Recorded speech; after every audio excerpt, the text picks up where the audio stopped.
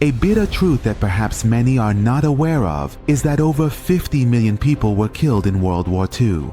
However, many of the key figures and masterminds behind this disaster remained free and untried for a long time after the war ended. Until the world finally decided to do something unprecedented in history. A strange event occurred, and that was for the first time in the entire history of humanity. The situation was that several countries, namely the four main Allied powers, including the United States, the United Kingdom, the Soviet Union, and France, decided to gather at the Nuremberg International Tribunal to hold an international trial, not to defeat, but to judge. But from here on, listen carefully, because we are going to delve into the story of a series of historical trials that not only changed the fate of many, but also gave a new definition to the word justice. The story begins where the war had ended. There was no sound of bombs. The Nazi flags had been taken down. But unfortunately, millions were mourning. Their loved ones lost in the war. Meanwhile, there was a big question mark that remained unanswered. Who was responsible for all these crimes? This was when the Allies said enough.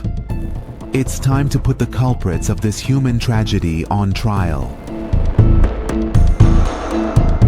In France, one of the first and most controversial trials was held.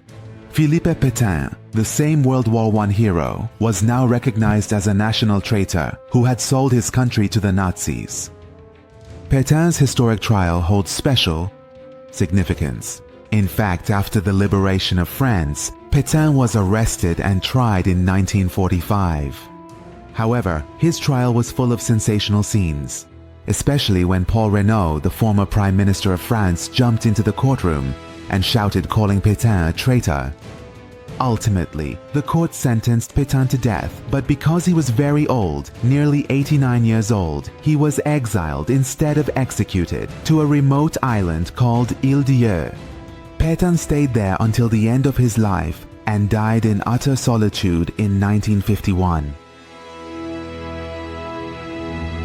On the other hand, in Norway, a horse became the symbol of betrayal. Vidkun Quisling is actually one of those historical figures whose story might make you wonder how someone could betray their country to such an extent.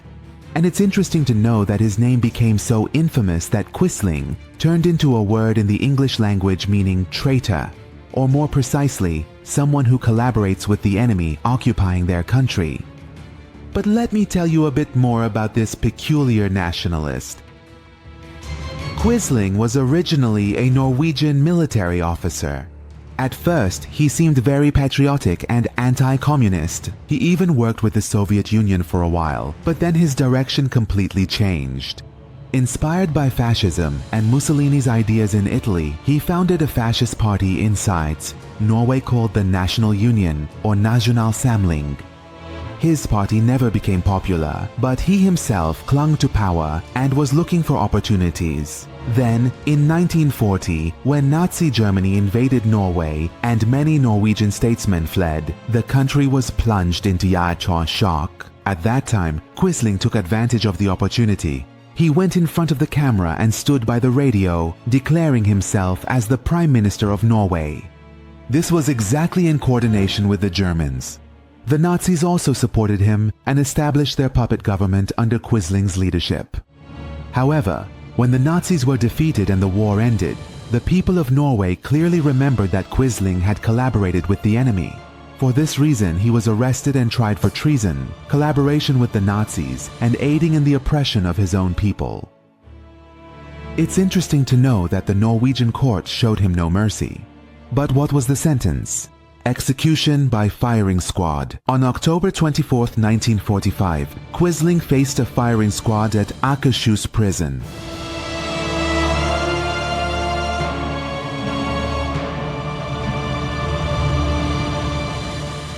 But perhaps the heaviest and most famous trial is the one everyone has heard of, the Nuremberg trials. We go back to the year 1945 and the city of Nuremberg, Germany. 21 of the Nazi masterminds were sitting behind a table. There was no sign of Hitler because he had committed suicide. But his close associates were there: Hermann Göring, Joachim von Ribbentrop, Rudolf Hess, and the others.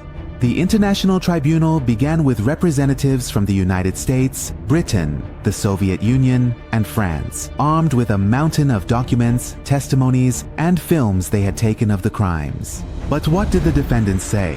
They all calmly said, "We are innocent." Even Göring, with his sly smile, thought he would be freed. But the trial lasted 15 months, and one by one, confessions came to light. Documents were leaked, and in the end, 10 people were hanged. What eventually happened to Göring? After months of trial and hearing the evidence, the court sentenced Göring to death by hanging. But one night before the execution, exactly the night before the hanging, something happened that shocked everyone. Göring killed himself in his cell using a cyanide capsule. That is, before the noose could reach his neck, he ended his own life. However, the execution of the others was carried out on October 16, 1946.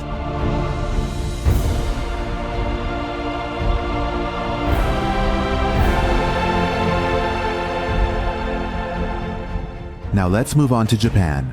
It's interesting to know that on the other side of the world, in Tokyo, 25 Japanese officials, including Hideki Tojo, the prime minister at the time of the Pearl Harbor attack, were tried for war crimes. Their trial lasted 2 years and was filled with bitter and shocking moments. However, Tojo was ultimately executed.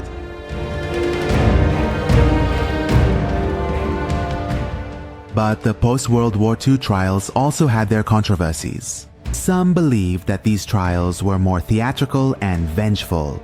For example, they questioned why only the losers were tried. For instance, no commander or politician from the victorious countries like the United States or the Soviet Union was tried, even if their actions were criminal, like the bombings of Hiroshima and Nagasaki. On the other hand, some legal experts said these trials enforced the winner's verdicts rather than global justice. In fact, the term victor's justice is an expression that critics of the Nuremberg trials frequently used. It means that when the war ends, the winners decide who the criminals are, who should be tried, and who doesn't have the right to speak. This means that, in reality, the trials were not based on a global legal standard, but simply because one side won the war, they held trials and only prosecuted the losing side. But I think that, although these trials were not perfect and flawless, they were a big step towards a more law-abiding world. The post-World War II trials were not just an act of revenge, they were a turning point in the history of humanity. A place where the concept of crimes against humanity was defined. A place where the world decided that even war should be governed by laws. Therefore, maybe, just maybe, if those trials hadn't happened, our world today would be much more ruthless and lawless.